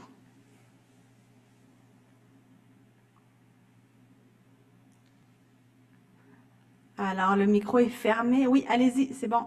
Oui. L'an passé, le service de la foresterie urbaine m'a donné un contrat pour mon expertise en ornithologie. J'ai parcouru les parcs de la ville de Québec, qui sont majestueux. Et je me demandais, j'ai vu sur le site web de la ville, qui est un très beau site, Le Bon Arbre au Bon Endroit. C'est un site que j'encourage. Cependant, on ne voit pas le côté biodiversité là sur ce site-là. Et ce qui m'apporte à vous demander, je ne vois pas de liste d'arbres ou d'arbustes interdits dans la ville de Québec. On parle d'espèces envahissantes, espèces exotiques envahissantes, mais il y a des espèces d'arbres qui ne devraient pas être plantées dans la ville qui causent des problèmes. J'en ai vu dans certains parcs, entre autres l'érable à giguère, nommé aussi érable negundo. Et j'ai vu, et là, ça me préoccupe beaucoup, le robinet faux acacia qui commence à s'installer dans la région, probablement par des citoyens, puis là, il est en train de se répandre, pardon. Fait que je me demandais si vous pourriez m'informer sur ce côté-là. OK, parfait. Ou des arbustes, par exemple, comme la renouée japonaise, ces choses-là. Est-ce qu'il y a une liste d'arbres interdits, M. Picard? Il y a, dans l'aspect végétal, renouée japonaise et tout ça, oui, il y en a. En aspect arbre, non. Je vais expliquer pourquoi. C'est une coutume ou quoi que ce soit, là. Il y a d'autres municipalités qui viennent à faire des interdictions. L'érable argenté est un arbre interdit dans certaines municipalités. La Ville de Québec n'est jamais allée vers là en se disant ces arbres-là ont quand même des bénéfices potentiels énormes, il suffit de bien le planter à la bonne place. Et donc, c'est la principale raison, c'est-à-dire qu'on cherche à donner le loisir aux gens professionnels dans ce domaine-là d'appliquer la bonne chose au bon endroit. Le bon vieux slogan d'Hydro-Québec, le bon arbre au bon endroit, eux le voyaient pour des hauteurs, mais la sélection d'essence en fait aussi partie. Et c'est pour ça qu'il n'y a pas de régulation. En fait, je vous dirais, je mets un astérix, il y en a une, et c'est le frêne.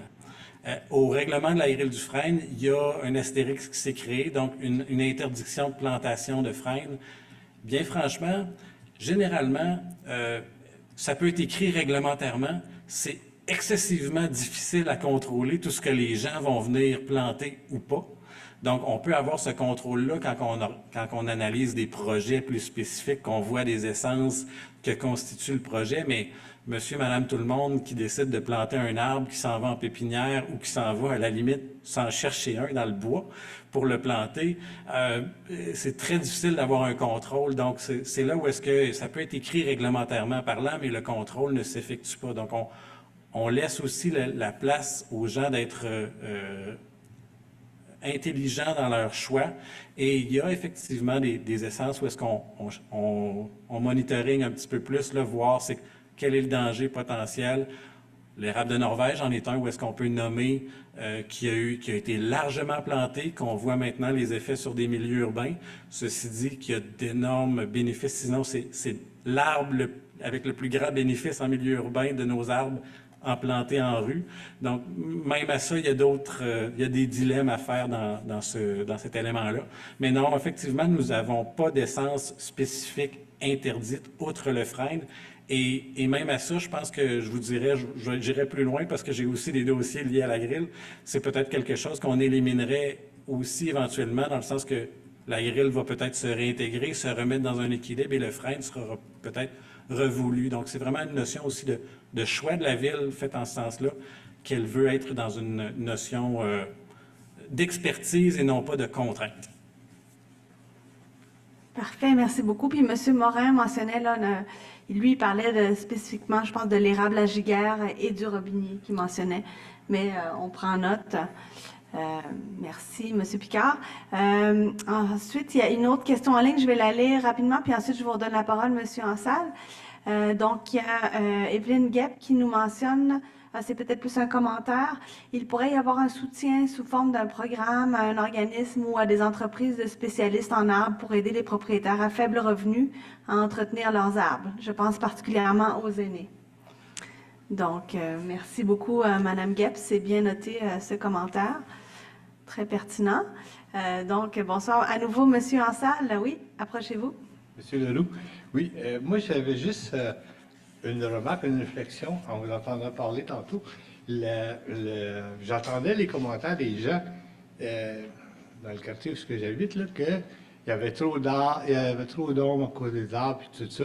Puis qu'ils voulaient toutes les couper, ceux que la ville avait plantés. Mais moi, ce que je leur suggère, mais ils ne semblent pas connaître ça, il y a les arbustes qui ne deviendront jamais des arbres. Tu sais, si on parle des amélanchiers, tous ces types d'arbustes-là qui viennent à peu près 20-22 pieds, là, qui font un beau couvert quand tu marches dans la rue, mais qui ne déplaisent pas aux gens qui veulent avoir du soleil un peu, là, tout ça. Puis, c'est ça que je me posais comme question, c'est que, tu disais qu'à certains diamètres, on peut les planter, même s'ils sont plus petits, ils ne sont pas devenus un arbre, mais ces arbres-là, ils ne viendront jamais à ce diamètre-là. Y a-t-il un éclaircissement là-dessus? C'est tout. C'était ma question. Il y a effectivement une zone un petit peu particulière dans ce qui est l'arbustif, où je vais vous en nommer un autre, c'est les haies de cèdre. Des haies de cèdre, ça peut très bien avoir un tronc qui devient un arbre. Est-ce qu'on le gère comme un arbre? Bien franchement, non. Puis il y a cette entre-zone-là, donc il pourrait y avoir en tant que tel des amélanchiers. Des fois, ils viennent assez gros pour être considérés comme un arbre. On les traite comme un arbre. Des fois, ils sont pas assez gros. C'est du multitronc arbustif. Donc, malheureusement, non. On tente d'être aussi dans notre capacité de gestion, parce que en incluant l'ensemble de tous ces arbres-là, ces arbustes, arbres-là, la quantité de gestion qu'on aura à faire est énorme. Et donc, non, on les inclut pas systématiquement, mais ça se pourrait. Là, c'est pour ça, ma réponse n'est pas très claire. C'est qu'il y a une ligne un petit peu non définie dans ce qui est l'arbrisseau, l'arbuste et l'arbre en tant que tel. C'est pas toujours facile. On a tracé une limite réglementaire qu'on tente d'appliquer, mais c'est pas toujours effectivement comme très clair. Alors, oui, c'est noté. Monsieur mentionne qu'au niveau de la beauté, c'est très beau. Je répète parce que les gens en ligne n'entendent pas si c'est pas dit dans le micro. Merci beaucoup. Donc, on a une autre main levée en ligne. Et puis après, ben, vous me direz si vous avez d'autres interventions. Sinon, ça pourrait être peut-être la dernière intervention. Je vois pas d'autres mains levées. Donc, c'est Monsieur Guy Boivin à nouveau, résident de Montcalm. Vous pouvez ouvrir votre micro, Monsieur Boivin. Oui, merci. Ma question, est-ce qu'il y a beaucoup d'inspecteurs pour appliquer votre règlement actuellement? Est-ce que vous prévoyez en avoir plus? Et pouvez-vous, dans votre règlement, prévoir une proportion d'inspecteurs nécessaires? Et est-ce qu'il y a beaucoup d'amendes données? OK. Merci, Monsieur Boivin. Donc, au niveau du nombre d'inspecteurs, puis la proportion d'inspecteurs par rapport au nouveau règlement. Ben, là, je vais pas me mettre à dos Mme Asselin non plus sur est-ce qu'il y en aurait plus ou quoi que ce soit, mais est-ce qu'il y a beaucoup d'inspecteurs? Il faut faire un petit peu attention, c'est qu'il y a des éléments qui sont des permis octroyés pour l'arbre directement qui est à la foresterie urbaine, donc on gère que cette portion-là, sauf que quand on parle plantation, on parle ça peut être une exigence suite à j'ai coupé un arbre, donc le technicien chez nous va exiger la plantation d'un arbre, mais la plantation d'arbres peut être aussi faite à l'intérieur des je me construis un bâtiment, mon lot a tant, il doit y avoir tant d'arbres, et ça c'est fait dans une autre unité qui est la gestion du territoire, qui a aussi une équipe d'inspecteurs suite à l'émission du permis. Donc, est-ce qu'il y en a assez? Je vous dirais présentement, je crois que c'est suffisant quand même à ce qui est la proposition du règlement pour faire l'application de tout ça. Mais, et en termes d'amende, je n'ai pas le chiffre spécifique là, de ce qui est nommé en termes de quantité, donc on pourrait à la limite là, revoir ce petit bout-là, mais je ne l'ai pas en tête. OK, parfait. Une autre question. Vous avez raison, M. Boivin, oui. À chaque fois qu'on met en place un nouveau règlement, parce qu'on parle d'un nouveau règlement à ce moment-ci, il y a toujours le bout où est-ce qu'on a suffisamment de gens pour aller constater, puis dans les faits, il n'y en a jamais assez. Ça nous prendrait un inspecteur par émission de permis. Mais dans d'autres permis, par exemple, cette année, on a mis en place un règlement sur l'application de pesticides et on vient par règlement aussi donner le pouvoir d'application à différentes personnes. Par exemple, on peut dire on a engagé une brigade spécialisée pour l'été pour l'application de pesticides. Donc, ce sont généralement des étudiants qui ont la capacité de venir déclarer à des équipes plus permanentes de professionnels à l'emploi de la ville des situations.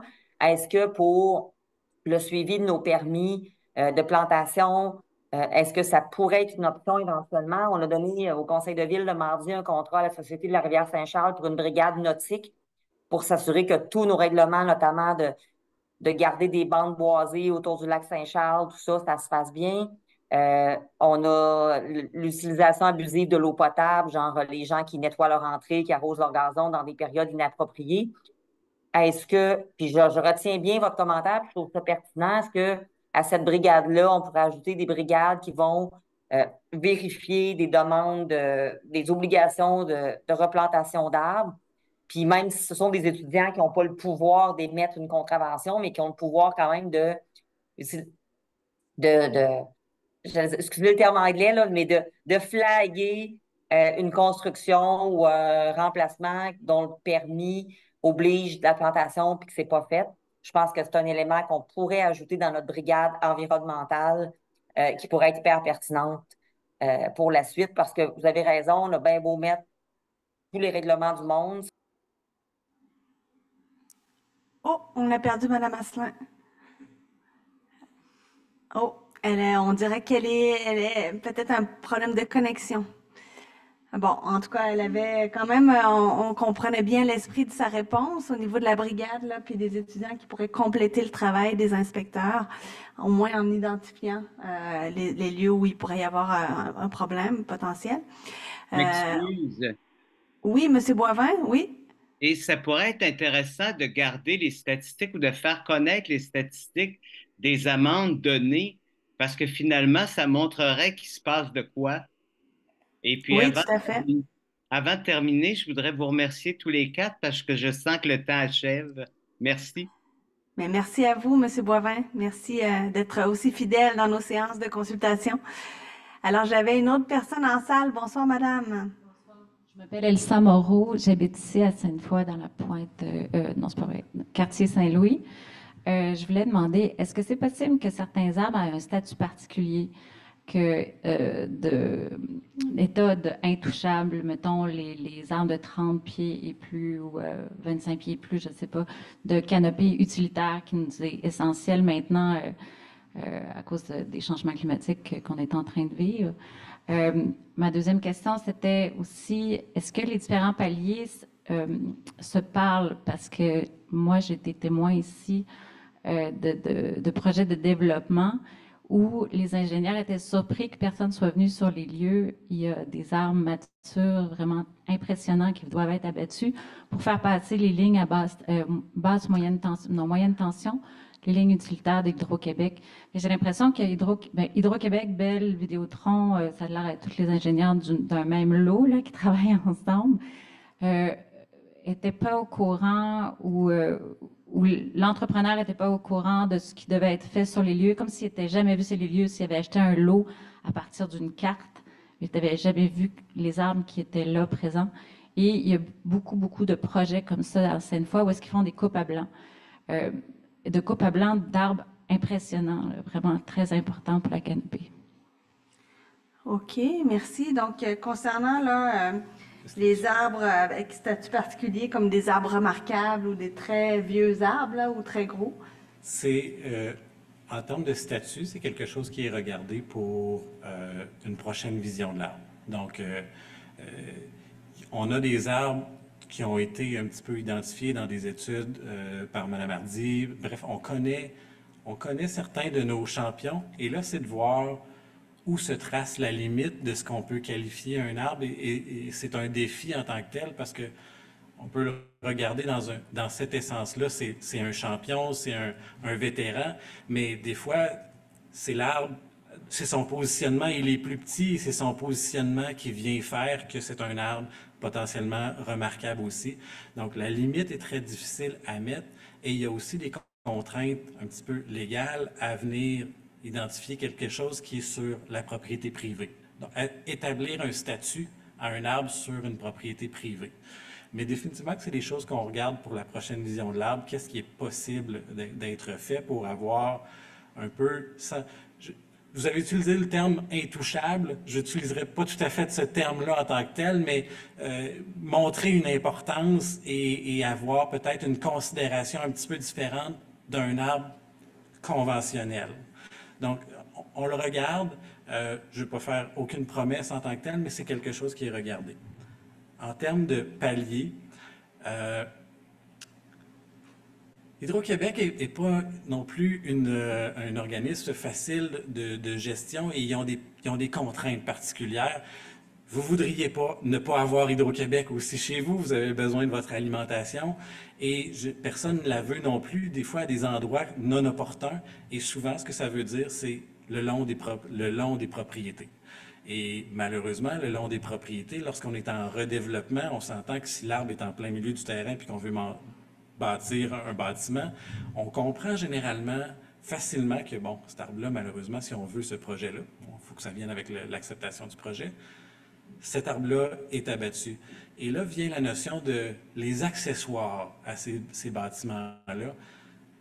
On se parle et à différents niveaux, à différentes dates, dans l'évolution d'un projet, ce qui fait que des fois, le branchement que Hydro-Québec décide pour leur considération, que je ne suis malheureusement pas tout au fait de c'est quoi les calculs qu'ils font, se déplace sur un terrain lié à une construction et par moment, l'électricité était prévue à un endroit pour X considération. Hydro-Québec a dit malheureusement non, ça ne peut pas passer là.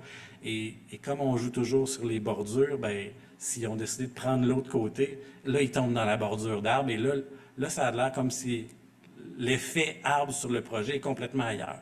Donc, oui, on se parle, mais il y a définitivement des difficultés aussi, puis ces utilités-là sont absolument nécessaires. Donc, on ne peut pas dire, ben, laisse faire l'alimentation électrique, il faut protéger les arbres. Donc, voilà le juste milieu, malheureusement. Si vous me permettez, un commentaire, c'est que l'utilitaire, les fils utilitaires sont justement souvent dans les milieux entre les lots, qui sont déjà, les lots qui sont déjà surexploités, où est-ce qu'on ne peut pas planter. Puis, en façade ou à côté d'une rue, c'est là qu'il y a le déneigement aussi. Moi, mes arbres sont fouettés l'hiver long de garnottes et de glace. C'est difficile de les faire pousser et de les entretenir. À partir de ce moment-là, elle est où la vision de l'arbre? Où est-ce qu'il peut pousser? C'est juste, le milieu urbain est un combat d'espace complet. L'arbre a une résilience, il y a des difficultés, puis il en meurt. Somme toute, on a quand même une canopée présente, puis on vit avec ces contraintes-là d'électricité, de souterrain. Et il y en a. Est-ce qu'on souhaiterait en avoir plus? Oui. Et généralement, là où est-ce qu'ils sont établis, ils ont subi ces chocs-là. Il y a des endroits où est-ce qu'il y a le déneigement, des endroits, nous, on dit, mon Dieu, on ne pourra jamais mettre d'arbres là. Et graduellement, ça fonctionne, on les entretient, ils ne sont pas magnifiques parfaitement, puis ils passent un jour le gap du déneigement. Donc, mais est-ce qu'on a recommencé 1, 2, 3 fois? Ça arrive, oui, il n'y a pas de cachette. Donc, la résilience de l'arbre fait qu'on a quand même un milieu, des fois, avec une présence d'arbres, mais il y a des défis liés à l'espace en tant que tel. Est-ce que j'aimerais avoir plus d'espace, toujours dans les constructions? Tout à fait. Alors, merci beaucoup. Madame Asselin est de retour avec nous. Et puis, je vois C'est toujours que... le bon moment pour manquer de batterie dans ton portable quand tu es vraiment en train de parler. Mais en tout cas, on avait bien quand même saisi le sens de votre intervention là, sur la brigade d'étudiants puis les inspecteurs. Donc, merci beaucoup. On avait je ne sais pas si c'est une vieille main. Je vois que M. Boivin a levé la main à nouveau. Je prendrai une dernière intervention, M. Boivin, si ça vous va. Vous pouvez ouvrir votre micro. Oui, on vous écoute. Oui, je regrettais presque de vous avoir salué déjà. J'avais encore une question. Pouvez-vous, dans votre règlement, empêcher les coupes à blanc lors de nouvelles constructions, exiger de maintenir ce qui existe? Alors ça, c'est une bonne question. Comment ça se passe là, pour les nouvelles constructions dans des terrains boisés déjà? Et là, tout est le débat de ce qui est, je ne veux pas aller me cacher vers quelque chose, mais qui est un règlement actuellement de plantation, mais je vous dirais, est-ce que les discussions sur l'aspect abattage ont lieu et devront probablement avoir lieu? Nous ne l'avons pas traité. Par la bande, on l'a traité un petit peu parce que des fois, à l'abattage, il y a une exigence de plantation, mais ce n'est pas quelque chose qui a été spécifiquement regardé. Est-ce qu'on prend note du commentaire? Oui. Est-ce que ce commentaire-là était déjà dans les livres définitivement aussi? Fait que moi, je prends note effectivement pour la suite, mais ce volet-là lié à l'abattage, lié aux constructions, n'était pas spécifiquement dans le mandat qui regardait vraiment l'augmentation de la canopée en termes de plantation, mais par la bande, ils sont rattachés, on comprend. Puis, je m'excuse tantôt, Caroline, tu voulais apporter des précisions, mais c'était une autre question, je crois. Mais s'il y a un lien avec ça, peut-être préciser aussi quand même que si les terrains sont constructibles au zonage, s'ils ne sont pas protégés, conservation, les gens ont le droit de construire normalement, c'est ça. Donc, il y a ça aussi, là, OK. Je comprends le commentaire sur les coupes à blanc, mais si le terrain est constructible... Il faut donner le permis, évidemment. Oui. La Ville est obligée d'émettre un permis si le terrain est constructible. C'est dans l'air constructible, oui. Est-ce que, tantôt, tu m'avais fait signe que tu voulais intervenir? Oui, c'était concernant les inspecteurs, si on allait avoir assez d'inspecteurs, je voulais juste rajouter que présentement, quand il y a une nouvelle construction, parce que là, le règlement, c'est lors d'une nouvelle construction où on vient faire un agrandissement, où on vient rajouter une construction accessoire sur le bâtiment principal. Donc, ça demande un permis. Donc, qui dit demande de permis, ça prend un inspecteur qui va aller vérifier après. Présentement, aussi, on a déjà une exigence d'arbre qui existe dans le règlement, qui est de planter un arbre aux 15 mètres. Donc, ça, ils vont le voir après le permis des inspecteurs. Là, on vient rajouter juste l'exigence d'arbres par superficie, mais ça va être le même job pour ceux qui vont venir inspecter par la suite. Ils vont venir voir après la construction pour voir si le nombre d'arbres qu'ils ont calculé lors de l'émission du permis, s'il est sur le terrain. Donc, je pense pas qu'il y ait d'enjeu là, pour l'inspection, étant donné que ça se fait déjà. OK, merci. Juste une petite question. Alors, dernière intervention, puis après, on va vous libérer. Oui? Que j'ai oublié tantôt quand je me suis présenté. Monsieur Leloup, hein, c'est ça? Monsieur Leloup? Oui. Oui? OK. Est-ce que dans la suite du projet de réglementation, vous avez pensé aux emprises d'autoroutes qui sont dénudées d'arbres? Ça, c'est une belle place pour planter des arbres. Ça ne nuit pas à personne, ça ne nuit pas à Hydro-Québec, ça ne nuit pas à personne.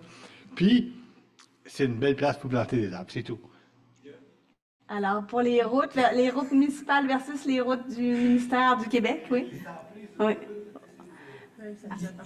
Il y a un mini-enjeu sur des fois la propriété de ça qui est au ministère des Transports. Ceci dit, ce n'est pas pour leur envoyer la balle. Le ministère des Transports sont aussi dans des projets pour tenter de verdir ces lieux-là, à ma connaissance. Mais la ville, à proprement dit, on peut leur parler, leur faire des souhaits en tant que tel, mais souvent, c'est la notion de la propriété ici qui est plus... La ville ne pourrait pas obliger le gouvernement à planter sur les autoroutes qui sont du gouvernement. OK. Si on a ces pouvoirs, Okay. je ne suis pas au courant. Mais en Bien, tout si cas, on pour les a, avertissez-moi, je ne suis pas au courant non plus. Mais pour les rues municipales, en tout cas, on a les pouvoirs. Puis il y a beaucoup de projets de rues qui sont réaménagés avec des plantations dans l'emprise de la ville, d'ailleurs. Là. OK, parfait. Alors, écoutez, je pense que ça fait le tour des questions en ligne et en salle. Alors, je donnerai le mot de la fin à Mme Asselin pour conclure Merci cette beaucoup séance. tout le monde. Merci à tout le monde en salle, aux gens de la ville pour votre expertise, pour votre super bon travail. Merci aux citoyens pour vos commentaires. Évidemment que tout ça est pris en considération. Il y aura un rapport de consultation qui sera émis. D'ici là, je vous souhaite à tout le monde un bel été. Profitez-en bien. Puis, on a une belle ville, sincèrement. Je marchais aujourd'hui, j'ai utilisé un à vélo hier en ville, puis on doit dire qu'on a vraiment une belle ville. Puis tout ce qu'on fait, c'est on vise à la verdir de plus en plus, puis à utiliser tous les pouvoirs qu'on a pour le faire. Est-ce que c'est parfait? Évidemment que non, mais je pense que chaque geste qu'on pose, c'est un pas dans la bonne direction. On a vraiment des équipes d'experts à la ville extraordinaires. Je tiens à souligner leur travail. On est que on est les porte-voix, on donne les orientations. Nos experts nous amènent des super propositions, mais sans leur expertise, je pense qu'on ne serait pas là ce soir. Merci, Mme Lagier, pour l'animation toujours, comme on dit en français, ça coche. Et merci à tout le monde en ligne. C'est un privilège de vous entendre. Puis je vous souhaite à tous un bel été. Alors, merci à tous. Bonne soirée aux gens à la maison, puis bonne soirée aux gens en salle. Merci. Je rappelle que l'enregistrement sera disponible.